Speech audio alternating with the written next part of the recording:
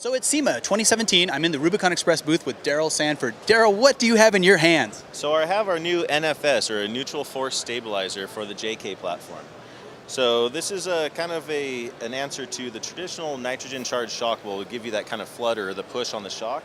So what we have is we have a unique spring in here that neutralizes the nitrogen pressure of the shock, as well as helps you aid to center as well. So as that spring compresses, it's going to want to expand on itself, and it'll find itself to its neutral center. Very cool. Big benefit of that is that as you're tracking down the road, you only have about 4 inches of shaft exposure. So you're lessening your chance of debris hitting the shaft and causing damage, which will tear the internal seals and eventually ruin the shock itself. Okay, so let me gather this up so we're all understanding the same thing.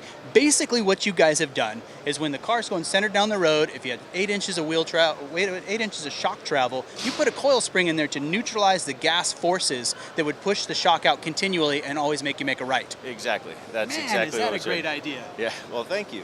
Exactly. Another feature here is we actually have 13 clicks of adjustability, so depending on your preference, you could adjust the compression of the actual shock.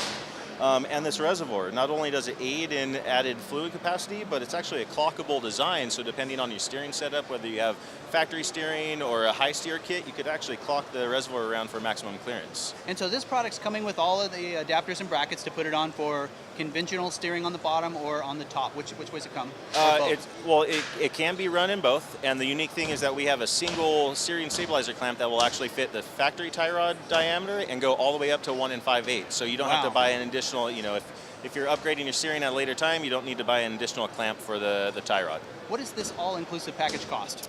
This retails for $379.99 and is available right now. Awesome, man, that's exciting. Sir, thank you very much. Thank you very much.